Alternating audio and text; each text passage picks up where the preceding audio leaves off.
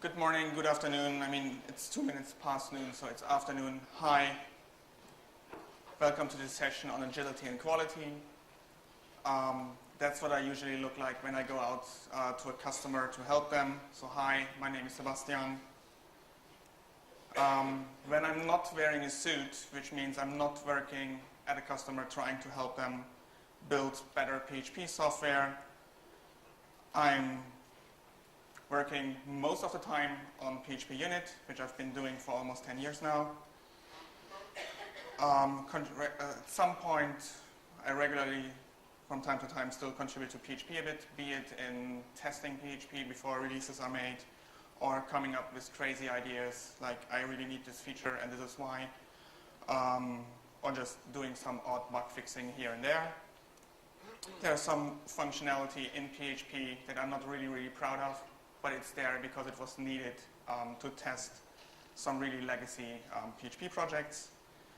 And as of a couple of months ago, I'm also an Apache committer and a member of the Apache Software Foundation, because one of my open source projects where I contributed for a couple of years to moved under the umbrella of the Apache Software Foundation.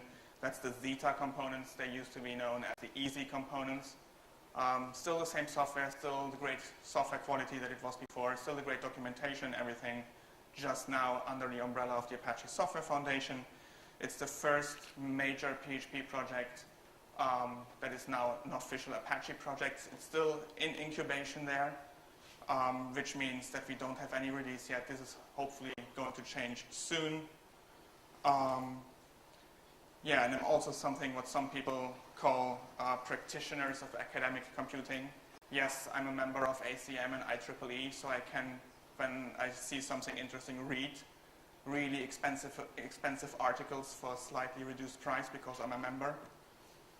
I still don't really grasp this whole concept of academic publishing, that you have to pay really enormous amounts of money to read something that is interested and valuable to everyone and should be free, but that's how it goes. So yes, so this presentation is about agility and quality, two aspects that you really want to have in modern software development. And to start off with, to break the ice, I'm going to tell you a story. Something happened at the Google Test Automation Conference last year in October in Hyderabad, India, where I met this guy from Greece who works for a German company in Switzerland on a big software project. And his name was Vasilis, and over dinner we realized that we have some similar interests. So not only are we really interested in testing software, building software, continuous integration, and team management and stuff like that, everything trying to make a software development team more efficient at producing great quality of software, but we also share a common pastime. So while I was still in high school, I did a lot of pen and paper role-playing games, which came out in 1974. Dungeons and Dragons in the US became really popular. It took some 6-8 years for this concept to come over the ocean and to Germany under the name of the Dark Eye. I think it's the English version of Das Schwarze Auge. So that's what we played in high school. And then 30 years later, we now have modern computers and the internet, so we can play similar games online, like for instance World of Warcraft, which I recently started playing. So if you have never seen World of Warcraft, this is not what it looks like out of the box. This is, it looks like a user interface fail, and that is because I'm using some add-ons that are not, well, they should not probably be some of them should probably be turned off for this particular RAID instance, because everyone is standing in the same place. So all of this ambient information that is in there appears in the same place. But yeah, we managed.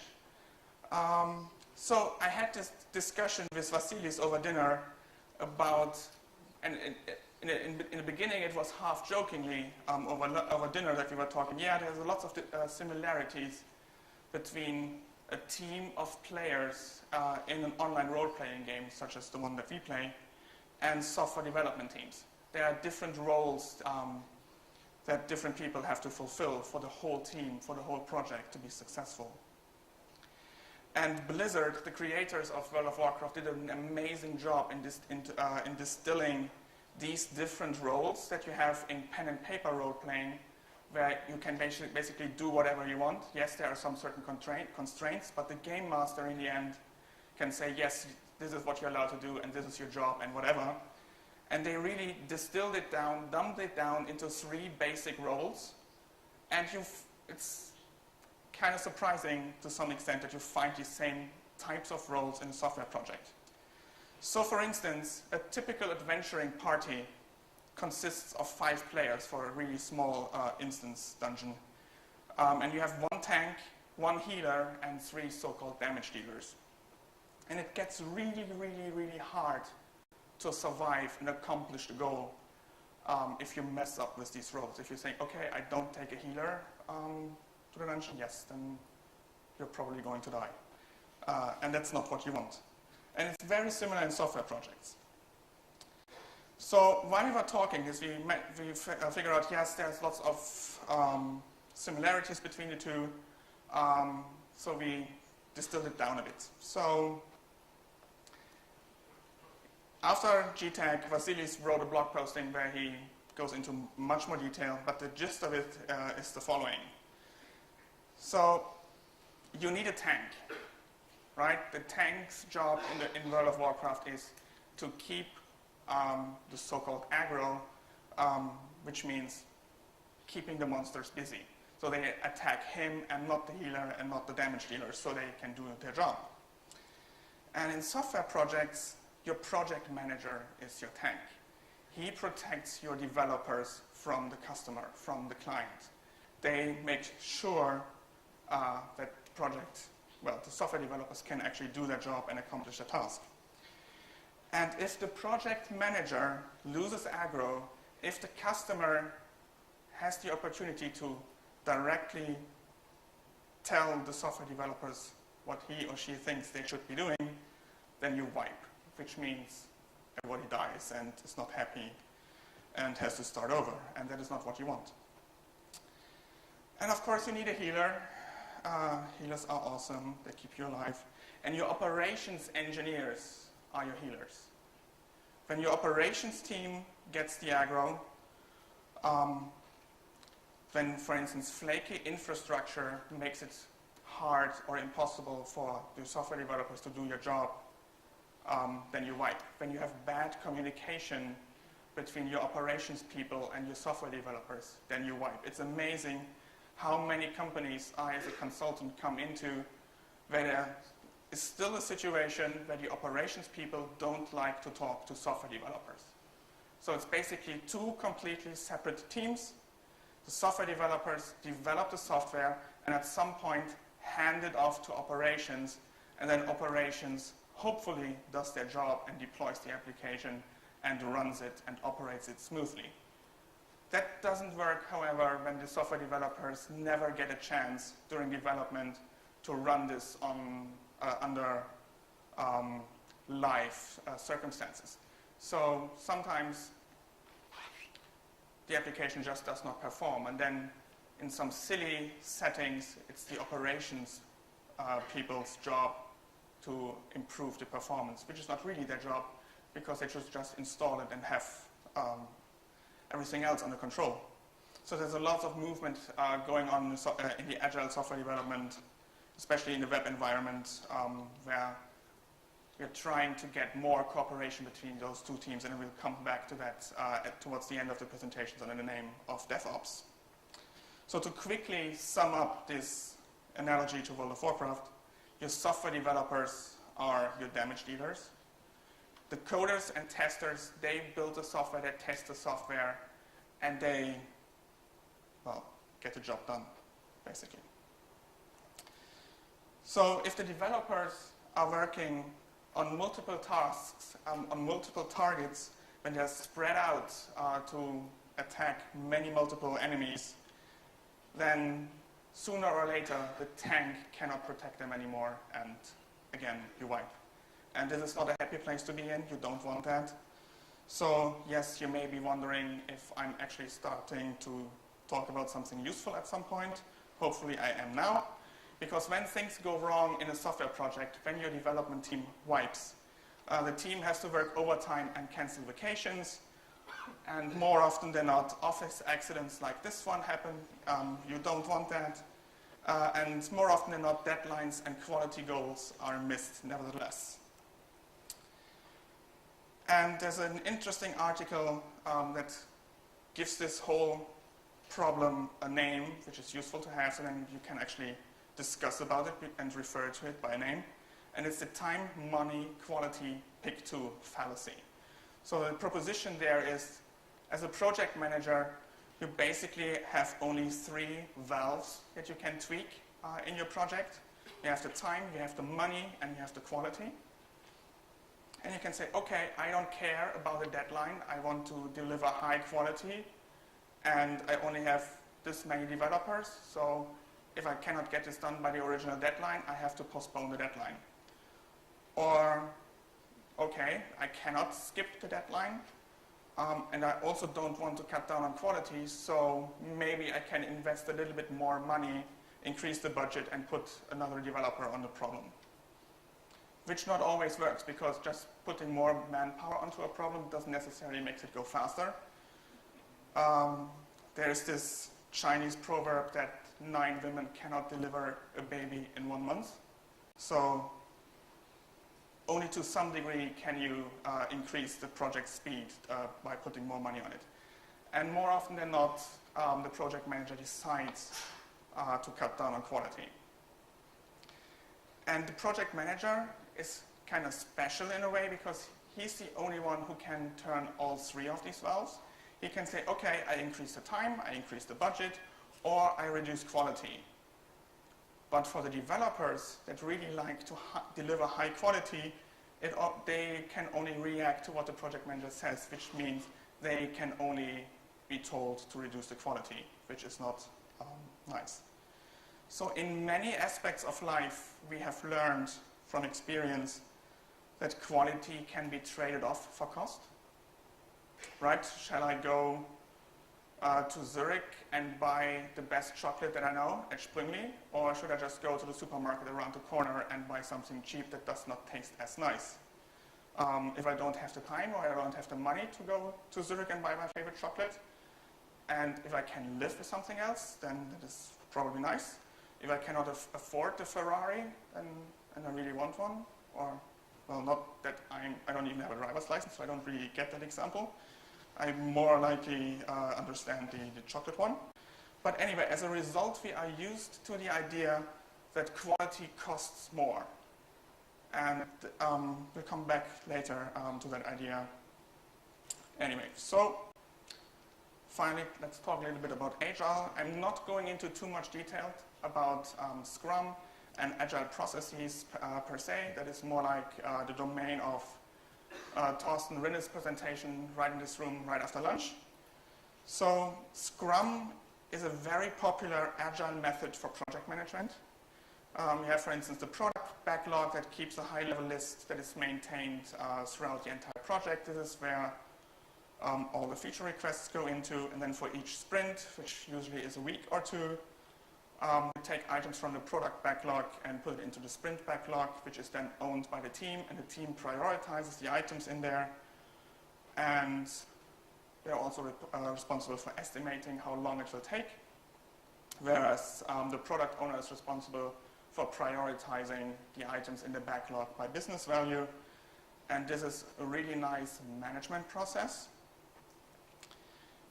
But it is not an agile method for software engineering. There are plenty of full stack agile software development frameworks out there, like extreme programming that tells you here is a list of 5-6 things that you should do, and then you are doing extreme programming. There are other development practices, but it all comes down to a couple of really common elements of agile software development, and each team has to pick and choose from this catalog of best practices of agile software development what works for them. So for instance, a lot of people have problems with extreme programming, which demands pair programming. And over the last 5 or 6 years, since I've been doing consulting with regard to quality assurance in PHP projects, for instance, I have never seen a company that really does pair programming all the time. What I see instead is that for some tricky algorithm or for some serious bug fixing that involves debugging, you do temporary pair programming to spread the knowledge, and that seems to work out for most people. So what are those really common elements of agile software development? With regard to coding, you have collective code ownership, which means anyone can modify any code at any time, which requires that the team agrees upon a common coding standard so that everyone actually can read every other's code. The original authorship of the code is immaterial. So if you see something that looks broken or impedes the current development that you want to do, then you're allowed to change it. And since we have unit tests, or ideally test-driven development, we have an abundant suite of automated tests, which creates confidence. So you make a change, you run the test, they tell you everything is fine. And even if that is not enough, we still have version control, which provides some sort of insurance. So if you break something, you can always go back to the state that it was before.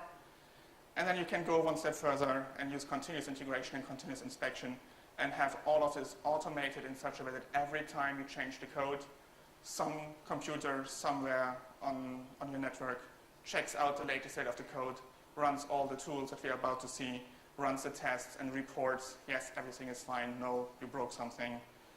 And this ensures that the system is always in working order. And if you're doing test-driven development, you know that the system has a high quality because the programmers use test-driven development and continually improve the design of the application and improve the code through refactoring. Okay, then it comes to testing, and all code must have unit tests. All code must pass all unit tests before release, and when a bug is found, you write more tests. And as I mentioned earlier, this set of agile practices now extends from software development into operations and maintenance. And so in operations, what we see more and more is continuous deployment and continuous delivery. So that you don't have a handoff from the software development team to some operations people that then may or may not approve to install a new version of the software. Instead, you make a change to the software. The change is automatically picked up by the continuous integration server. Continuous integration server says, yes, it works fine. Then it makes a test deployment to a production-like environment, runs the Selenium tests against that, and then says, okay, it also works there, so I just push it live. All of these agile development processes put a high focus on software quality. And software quality means different things to different people. The classic definition of software quality is what is nowadays referred to as external quality. This is what a user can understand because he or she can see it, feel it, touch it, whatever. And it's also what management usually understands. And this deals with functionality, usability, reliability, performance, supportability, and so on. It's basically what you can see as far as you can see something with regard to software.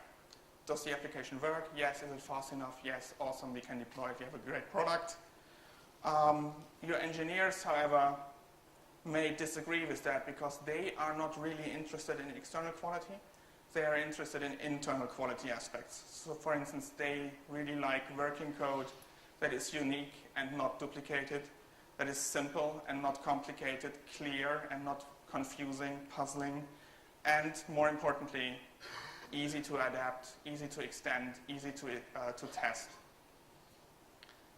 And if you look at some really popular, common PHP off-the-shelf applications, most of them have really, really good external quality. Their website looks nice, the product looks nice, it's really easy to install, it's really easy to get going. But then at some point you need to adapt or extend the software, and then you look at the code and see that the internal quality is lacking, and it gets really expensive really quickly to make the modifications that you want to make. And no, I'm not going to name names here. Sorry about that. So let's focus the test-driven development for a bit, which is a disciplined software development practice that focuses on software design. It's often misunderstood as just as a practice for writing tests. Yes, you can think of it like that, but then you are sort of missing the point. It's about driving the development, driving the coding process by first writing the automated tests and thinking about what do I want the API for this code that I'm about to write look like, how is it intuitive for everyone that wants to reuse the code at some point in the future. And then you write the production code and you run the test, and the test will tell you, yes, you're done, that this matches your specification that you wrote before. And you do that in short, frequent iterations.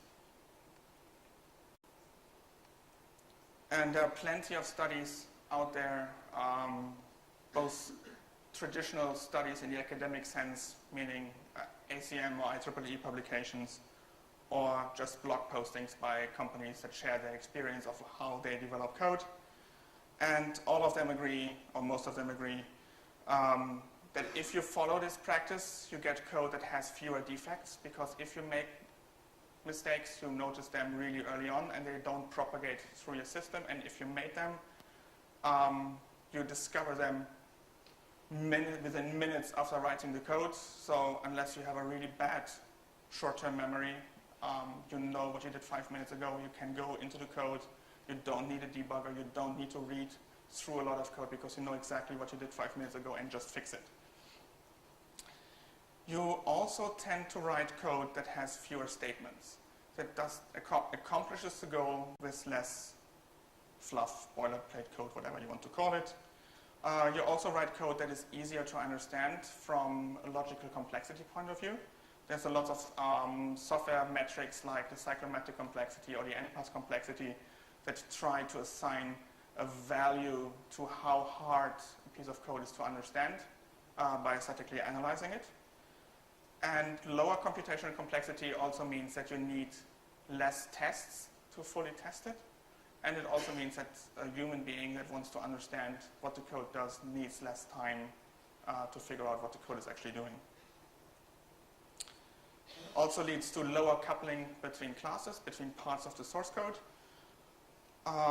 which is really great when you want to extend or change the system. So you need to touch less code, or ideally only need to touch code in one place if you want to make one change, and not touch everything, which would be then the so-called Mikado architecture. Then you don't want to touch a single piece because then everything else falls apart, especially when you don't have tests in a legacy application. And naturally, since we write the tests first, we get a higher test coverage and volume. And of course, as far as code functionality is concerned, we do this using unit tests, which test a unit of code isolated from its dependencies, and this is really important. If I just want to test one function or one method, ideally, I should only need one object and just call this one method that I want to test. And if that method has dependencies, I test it as isolated as possible from all of its dependencies. This makes a test much more valuable because when it fails, I know exactly where the root cause for that failure can be. It can only be in the functional method that I just wanted to test and not be in some other code that is called by some other code that is called by what I want to test. A good unit test has a really descriptive name and thusly can be read as an executable specification for what the software piece, software fragment is supposed to do. They are automatically evaluated and repeatable. Just because I rerun the test, it should not give me a different result. Need only a really, really simple test environment, ideally just the one object that I mentioned before. And for instance, not touch the database, not touch the file system, not talk to a web service, then it would not be a unit test. And yes, you can write such tests using a unit testing framework such as PHP Unit. And yes, such tests are valuable, but they're not called unit tests, they are integration tests. And because you have a really simple test environment, those tests tend to be really, really fast. So for instance, one of our customers has a test suite with about 50 or 60,000 unit tests, and it still runs in less than 1.5 minutes or so. So running all of them gives you immediate feedback, and 1 minute, 1.5 minutes is still something that you can actually wait for.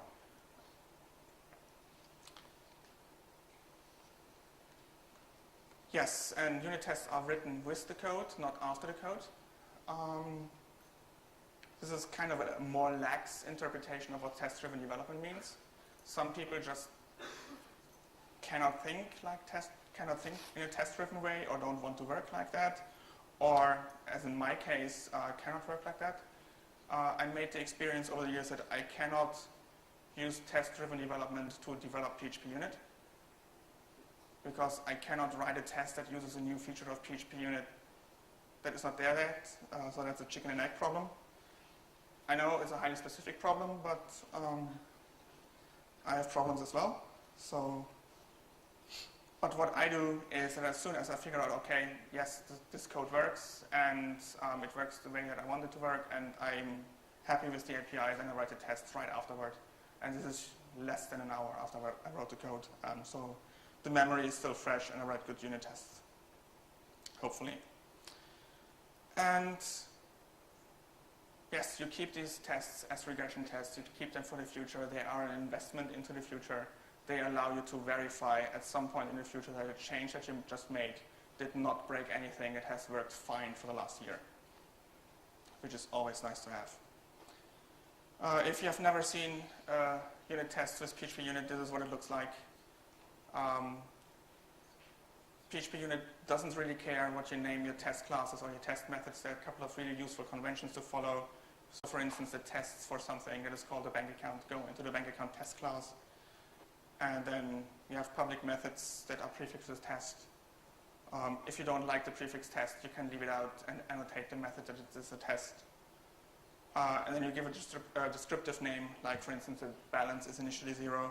And then you use the full power of the PHP programming language to express what you want to do. So first, you set up your environment, the so-called fixture. In this case, create the bank account object. Call the getBalance method on the bank account object, and then use the so-called assertion to assert that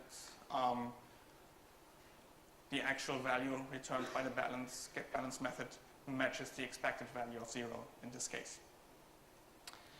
And then you can go to the command line and say PHP Unit bank account test, and it will run the test. For each test that is run, it will print a single character of progress output. When everything is fine, you get a dot.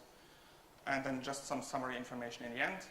There's this assumption that all tests should pass all the time, and only when that is not the case, PHP Unit will, like any other XUnit testing framework, will become more talkative and give you more information as you need it. So yes, just some summary information. And I mentioned earlier that these unit tests can be read as an executable specification of what the software is supposed to do. PHP Unit supports that idea by the test docs result printer. So you just say --test docs, and it reads back this specification for you. And we'll get the information here. Yes, this is related to something that is called a bank account. And the balance is initially 0. We get a check mark. 10 minutes. Okay, fair enough. Yep, okay. Yes, just a little bit of confusion. That's fine. So that's with regard to testing, unit testing of PHP applications.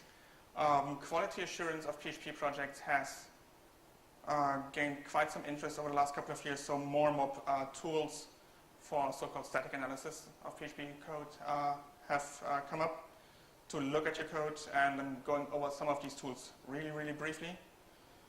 So one thing that is sometimes useful is to know how much code do I have. There's a tool called PHP LOC that gives you a really bird's eye view. How much code do I have? How is it structured?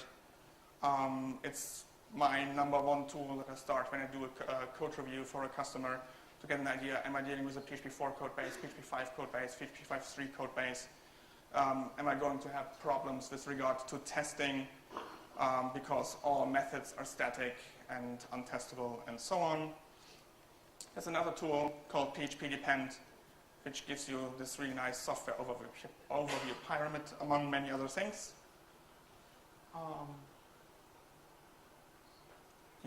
Then there are tools that tell you how the code is executed. So for instance, if you look at this piece of code, which is the set balance method from the bank account class, we can look at how PHP sees it, and this is bytecode, and can also get a visual representation of that. And sometimes during a code review, this is valuable to see, okay, how is the control flow going on? Am I checking all of these paths, and so on? And there are tools that look for where something is broken in the source code, like PHP Code Sniffer, for instance. And this looks really, really boring because I'm not violating my own coding standard for this simple example project. So I'm switching over to something where I actually find violations in this example. This is typo 3. So you get a highlight overview of how often which rule was violated. So for instance, here the high score is 1,055 violations of the rule that you should not use the error suppression operator or the shut-up operator. And you don't really want to have it in your code. And then you can have a look at where this actually happens. And I'm sure that Thorsten will go over some of these tools in his presentation after lunch again. There's another tool called PHP-MD, PHP Mess Detector, that does more detailed analysis of the source code than PHP Code Sniffer can. And this will tell you about unused code, for instance, or code that is too complex, too error-prone, and so on. There's another tool called PHP-CPD, the copy-paste detector, that does exactly what the name suggests. It looks for duplicate code. You don't really want to have that. So this is actually quite good, less than 1% out of almost 400,000 lines of code. The high score that I've seen was 18% out of a 7 million line PHP project.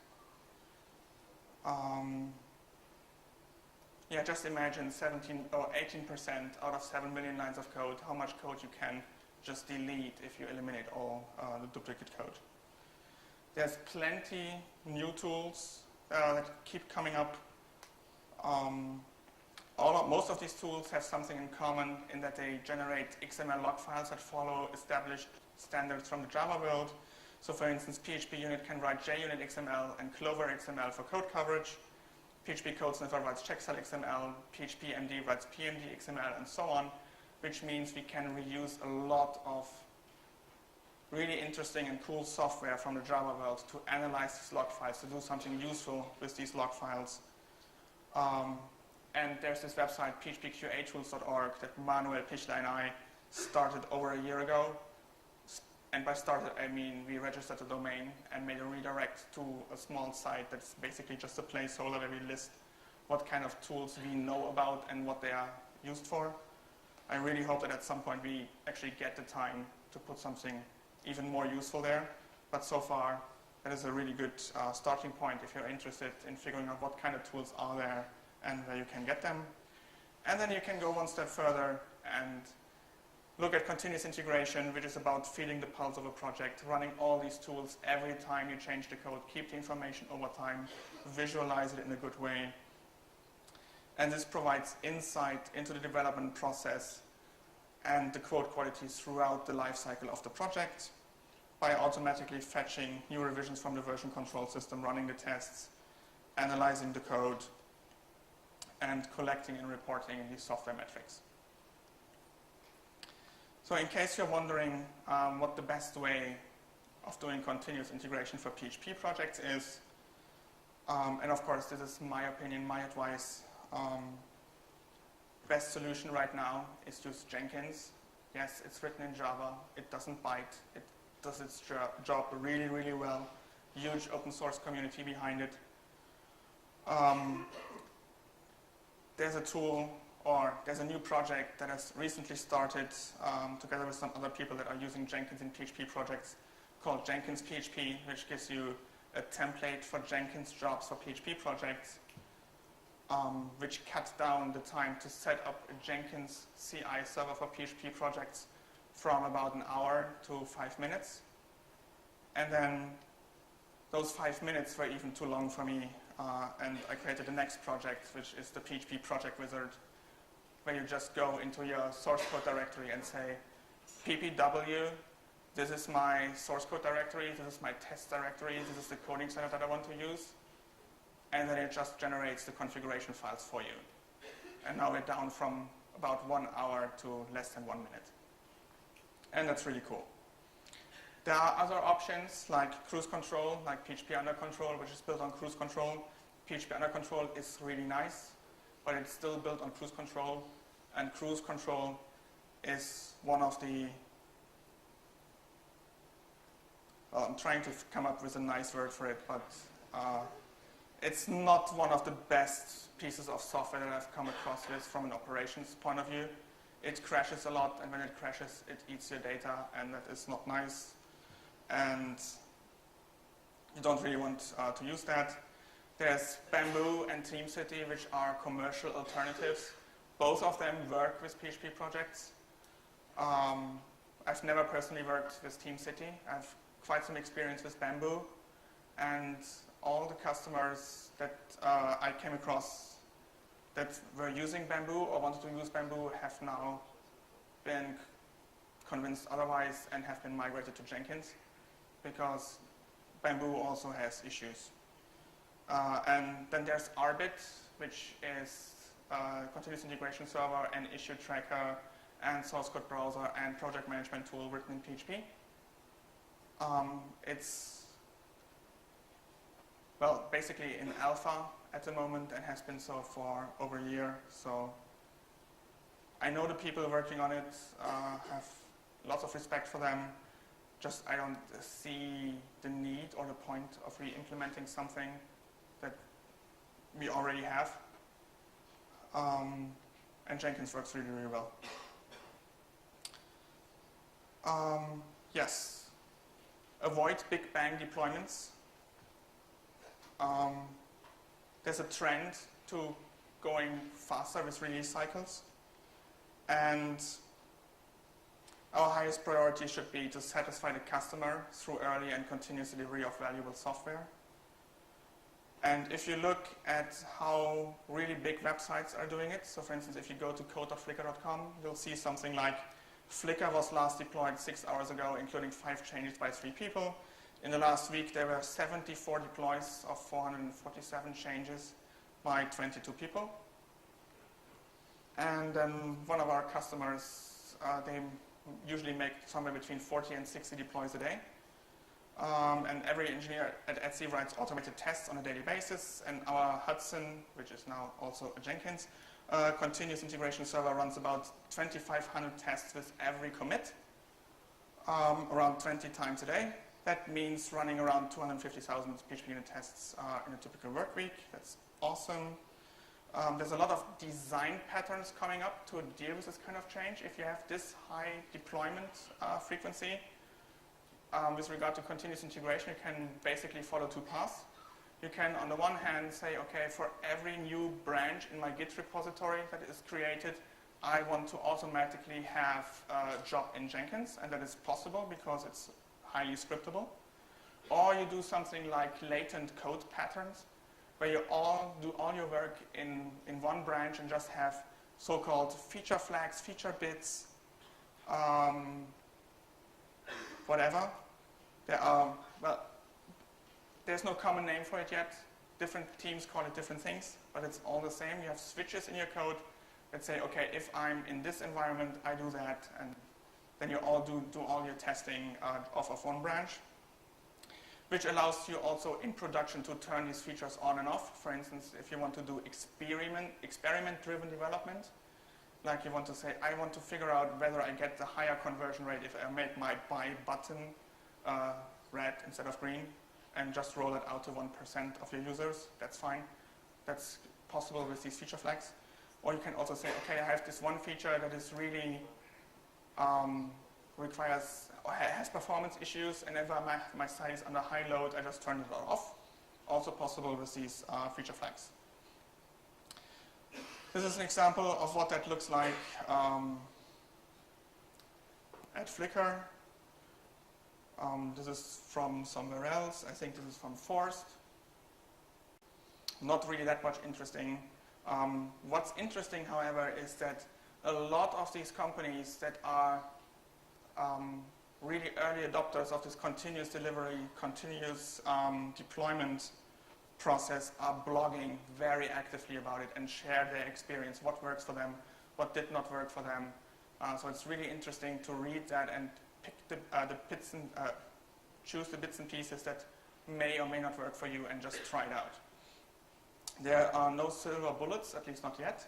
So you need to see what can work for you and what doesn't. And of course, you can take this one step further and say, okay, we use this for dark launching, and this is something that Facebook and Twitter have been known to do. So they have a new feature. They don't deploy it to all the users. They just deploy it to 1%, then 2%, then 5%. Oh, we have a performance issue. We go back down to 1%. Still continue to gather performance metrics, go through another iteration of optimization, and then start again and increase it from 1% to 2% to 5%, and at some point roll it out to all 500 million users. And again, Facebook is very active in blogging about that. This is, for instance, a starting point, and I'll put the slides online so you get all the URLs, and you can just click on there and do some further reading. And there's a nuclear option that you get when you have these feature flags in your code base. And this is something that both Facebook and Twitter also do. So for instance, if there's really high load on the site, Facebook may or may not turn off the chat. Or Twitter may or may not turn off certain features. So you degrade gracefully. You don't turn off the whole site. You just turn off the features that have a really high performance impact, and that are not necessary for the main functionality. And this all relates to the emerging understanding of the interdependence of development and operations in meeting a business goal of producing timely software products and services. And someone came up with the name DevOps for that, which, yeah, it's just a good word for that all of these should play nice together. None of them can survive on their own. It's like in our World of Warcraft raiding party. You need the tank, you need the healer, you need the damage dealers. None of them can accomplish the big task by themselves. And one final thing, why are we doing this again? Well, we want to be able to change our application as fast as needed to meet our business requirements, and in such a way that the cost of a change does not exceed the business value of the change. So if my software is of a really low internal quality, over time it becomes more and more expensive to make even the tiniest change. So it's a really good investment into the future to maybe be a little bit slower in the beginning on the project and write good software, come up with a clean architecture, write clean code, and think of this as an investment into the future, that in the future you can, at a sustainable rate, add new value to the software without sacrificing quality, and quality is also related to security. So you don't sacrifice security, for instance, or performance, or anything else over time. And there's a really good blog posting, or blicky posting as he calls it, Martin Fowler, that came out last week about the tradable quality hypothesis. you cannot save on internal quality. It will cost you more in the end if you want to try to cut costs on internal quality, because you do not gain in other dimensions such as cost, scope, or speed. Instead, you need to realize that internal quality is not an impediment to speed, but an enabler of speed. So if you have good internal quality, you can move faster, you can make changes quicker, and reducing internal quality can only slow us down. Thank you.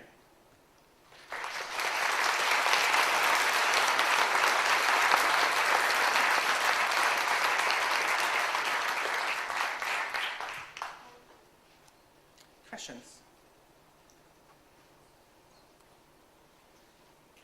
I don't get to point. Sorry. Hi. Yes. Hi. I wondered how you managed to do a talk with World of Warcraft and Jenkins and didn't manage to mention Leroy Jenkins.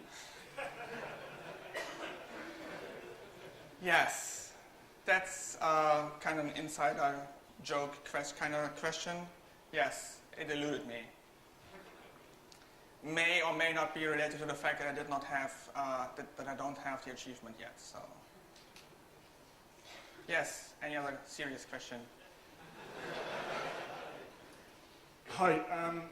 You were talking about how internal quality is very important to you, and I work for a company and we do XP, and we do all of our production code is written in pairs. And for me, it seems that it's more like a code review would have been the old way to ensure quality, and internal quality in particular. Yes. And pair programming, as I see it, provides a sort of a continuous code review, which when you do need to bring it to a larger audience, as it were, or more people to get involved, we do that as well. But it seems to me that it's the bean counters that are preventing pair programming from happening, not the developers. And if internal development is what's important. I've seen it both ways. I've seen teams where, as you refer to them, the bean counters, that we heard about this extreme programming thing and pair programming and whatever, because they think of this, of course, in cost value, cost benefit. And if you explain it to them in these terms that they understand, they see the value of it. They see that it furthers the spreading of knowledge, and that you're fail-safe when somebody leaves the company, or if somebody is sick or on vacation or whatever, that somebody else, at least one other developer, has the same knowledge. They understand that, or some of them do.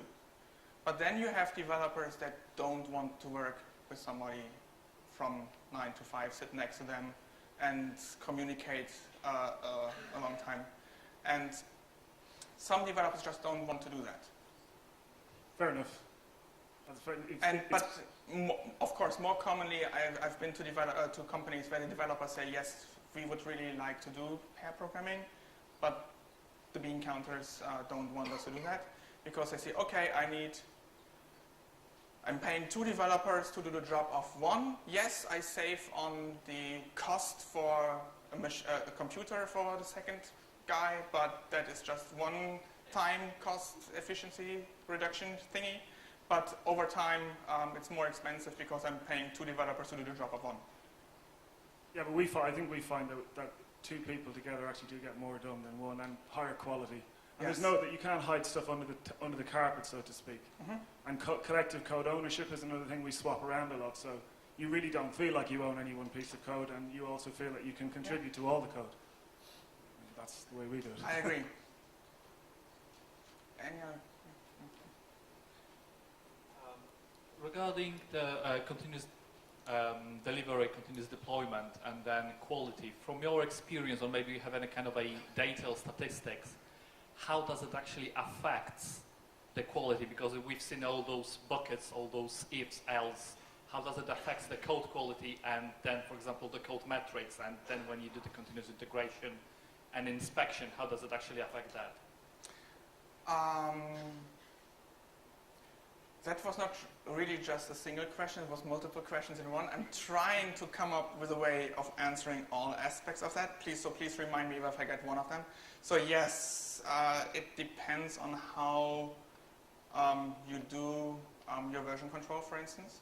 As I mentioned, for instance, at the moment we have one customer where they said, okay, we do not want to have these feature flags. Instead, we want to work on each new feature in a separate branch of the main development branch, and automatically for each new branch have a new job created in Jenkins. And then when the branch at some point goes away because it is merged into the integration branch, then the job in Jenkins is deactivated, not deleted, but deactivated, so you keep the data and can review it, and then at some point delete it because you don't need it anymore. And use that approach, and in such a setup, those feature branches only get merged into the integration branch, not into the master branch. Only Jenkins is allowed to merge from the integration branch into the master branch. So you know that you can have in the master branch only code that was verified by the continuous integration tool, and then, for instance, you can do deployments off of that master branch. Yes, the feature flags add complexity to the code, so that has a negative effect on the cyclomatic complexity or NPAS complexity metric, for instance, because you have multiple choices of whether or not a feature is currently active. And then it basically comes down to whether or not these feature flags are temporary or if you want to keep them over time. So for instance, we have customers where they don't keep any or only really one or two of these feature flags in production, but use them for dark launching, for instance. So they keep them in the code as long as the feature has not been deployed to 100% of the user base. At that point, when they decide, okay, this goes now out to all users, then the feature flag is removed. And then this penalty to the complexity metrics is gone. But it's like always, it's a trade-off that you have to make, and these tools provide the possibility to ignore a certain rule for a certain code block. So that is something that you could look into. Yeah, but you need to figure out what you want to do, what your workflow should be, how you want to handle this, and then pick and choose the right practices and tools to accomplish your goal. There's one more over here. Two. Oh, sorry. I didn't see you. I only saw him. Hi. Do you know of any tools that can do acceptance testing, automated acceptance testing on Ajax sites, like Selenium can do PHP Unit for more basic sites? So my answer would be Selenium. Can that do the Ajax-driven sites? That also works with Ajax sites, yes. It can. Okay, that's a good answer for me. Yep. More questions? Fight? It's much less of a question, more of a comment about the adding complexity when you add feature flags. In many cases, you can get around that increasing complexity if you use dependency injection and things like that, so that you don't end up with if statements sitting inside your application code, but more to do with how you wire up your classes at the start of. Yeah. Or configuration or whatever. Yeah. And then there was a question to the floor really about to get back to this pairing. I just wondered how many people here do pair every day at the moment? I kind of assumed it was much more common than it is, I think.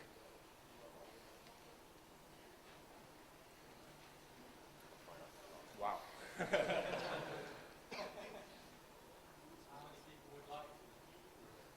Just one more question before we go for our lunch break. Yes, I don't want to stand between you and your lunch. That is really, really bad for votes. The speaker did not finish on time. I did not get my coffee. And yes, I've gotten such comments, yes. Just waiting for the microphone. One more question. He has the microphone. Yeah. Sorry. Hello. I noticed in your list of continuous integration projects, Bitten wasn't mentioned, and it's some Bitten. Yes, because I have been bitten by Bitten.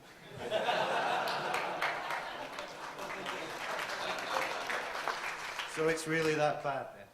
I tried using it when it first came out like 2-3 years ago.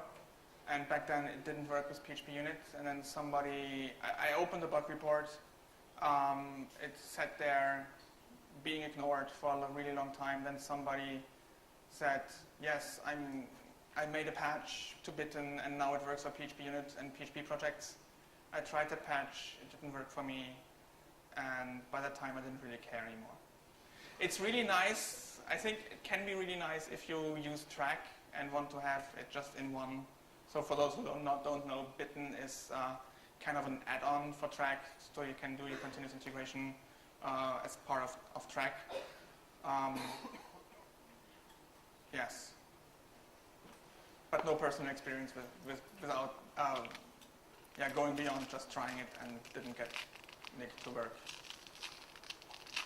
Okay, unfortunately, we don't have time for any further questions because we don't want to deprive you from any lunch break. So after all that food for thought, I'm sure you will welcome time. Thank you very much to Sebastian.